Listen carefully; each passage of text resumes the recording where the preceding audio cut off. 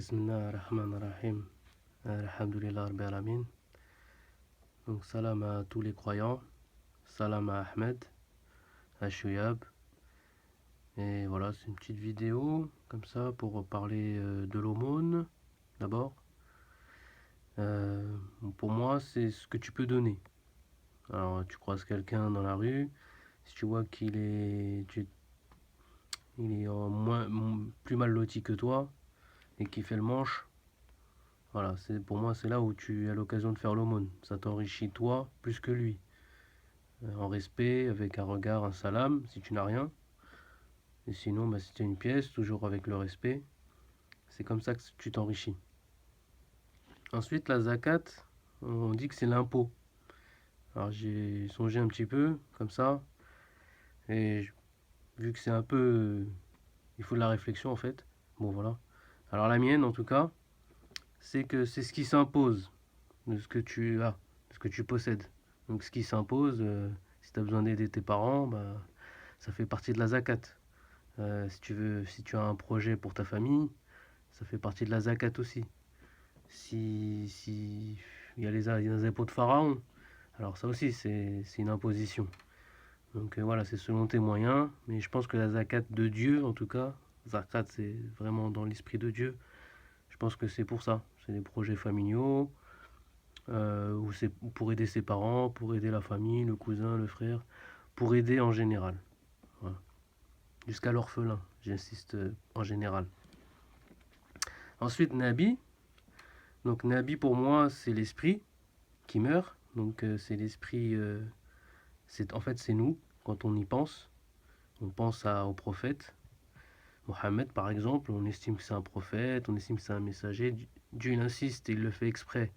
Et j'imagine qu'on peut comprendre pourquoi aujourd'hui, surtout de nos jours. Puisque de nos jours on sait lire. Hein. Nos grands-parents ils savaient ni lire ni écrire pour la grande majorité. Ils ont suivi un move et ils étaient sincères. Donc comme dit certains connus, ils étaient sincères.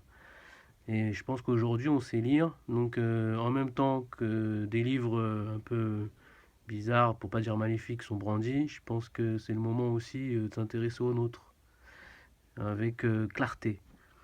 Donc, Nabi, c'est l'esprit qui meurt. Donc, c'est nous quand on y pense, je pense. Voilà. La prophétie, c'est quelque chose qui est en nous. Hein, Dieu parle au présent, on l'a déjà dit, c'est bien de le dire. Ensuite, Rasoul Allah, donc messager. Un messager, c'est quelqu'un qui transmet les versets de Dieu. N'importe lequel, Torah, tes messagers, Évangile, tes messagers. C'est les livres de Dieu. Pour ça, c'est juste ça, la soul. C'est important de le dire. Ensuite, vous savez pourquoi?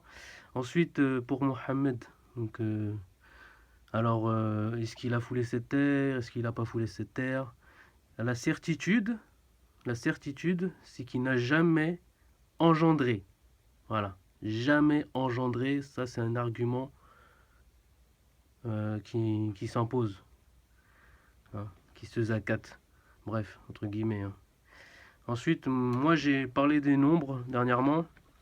Alors, je sais pas par quel bout prendre le Coran, en même temps j'espère qu'il est en moi, Inch'Allah. Comment dire, moi j'ai un nombre qui est revenu assez souvent, et donc je suis parti de ce principe-là. C'est une idée pour les autres aussi, mais moi c'est comme ça que je le pense. Donc mon nombre premier, si on peut dire, c'était le 24. Après, je suis pas né le 24, hein, mais c'est un nombre qui est revenu assez souvent dans ma vie. Et puis voilà, depuis quelques temps, 5 6 ans maintenant, j'étais parti, je suis revenu à la base, à la source. Et, euh, et donc voilà, maintenant, quand je veux lire le Coran, j'essaye de m'imposer donc un nombre comme ça que je regarde dans la journée. Enfin, vous savez, hein, c'est l'inspiration, hein, donc je peux pas vraiment l'expliquer, c'est comme ça que ça arrive. Voilà. Ensuite, je voulais parler un peu d'alimentation. Bon, c'est pas grave, le message y passera. Alors, moi, je coupe la moitié d'un citron, que je le mets dans de l'eau, d'un litre d'eau. Et voilà, ça purifie un petit peu le corps à l'intérieur. Alors, on me dit, faut pas le faire souvent, j'en sais rien, je suis pas médecin. Moi, je me dis que ça nettoie. Et le citron, je savais pas trop quoi en faire, en vérité. Je suis pas un grand cuistot, je suis un très bon mangeur, je suis pas un grand cuistot. Je fais attention à ce que je mange quand même, mais je veux dire, bon voilà. Ensuite, voilà, c'est pour vous rappeler de manger sain. Euh, bon, moi je sais qu'on a tendance à mettre de l'huile, en général de tournesol. Bon, peut-être pas d'autres, hein, pas tous. Bref, l'huile d'olive, toujours un petit peu, c'est important. Ensuite, la viande, il vaut mieux la cuire. J'ai un peu honte quand je dis ça, mais bon, c'est pas grave. Il vaut mieux la cuire que la manger crue. Et ça, c'est pour ceux qui aiment le porc, hein, pour rappeler aussi que le porc, il est impur depuis la Torah. Et donc, voilà. C'est pour dire qu'en général, il vaut mieux cuire ou griller la viande, hein. La viande, elle est toujours un peu toxique tant qu'elle n'est pas cuite. Ça, c'est une vérité pour toutes les viandes. Voilà, c'était pour aussi rappeler ça aux autres, ceux qui ont du mal à comprendre leur livre, hein. On est là pour rappeler aussi, hein. Ensuite, le sucre, il faut l'éviter au maximum. Voilà, moi je m'impose de l'éviter. Moi j'ai eu quelques caries. Autour de moi, les enfants, ils en ont peut-être encore plus. Enfin bref, le sucre, faut vraiment le bannir. Voilà, sokor en arabe, hein, sokor. Donc je sais pas si c'est une reprise par rapport au texte coran, mais voilà, sokor, faut l'éviter. Plutôt le miel, sinon, voilà. En tout cas, un minimum. Bref. Et maintenant, je finis par la salade. Donc la salade, c'est avec les ablutions de Dieu, d'Allah.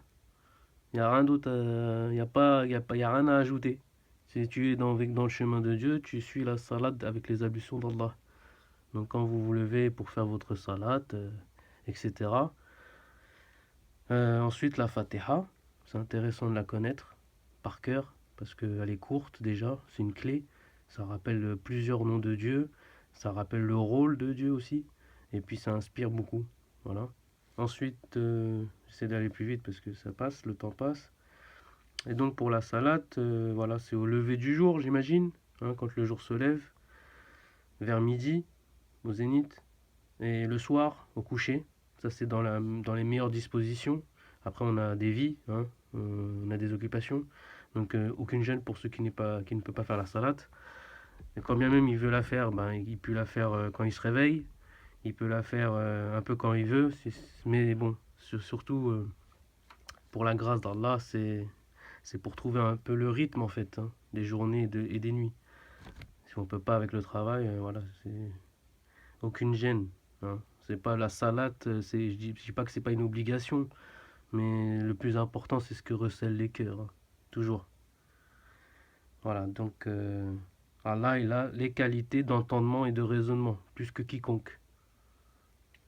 Et donc la nuit avant de se coucher, faut pas l'oublier, jamais. Voilà, Inch'Allah, avant de se coucher ou pendant la nuit, méditer un peu sur Allah, lire ou juste dire merci, hein. Enfin, en tout cas, tant que c'est inspiré. Voilà, bismillah ar-Rahman ar-Rahim.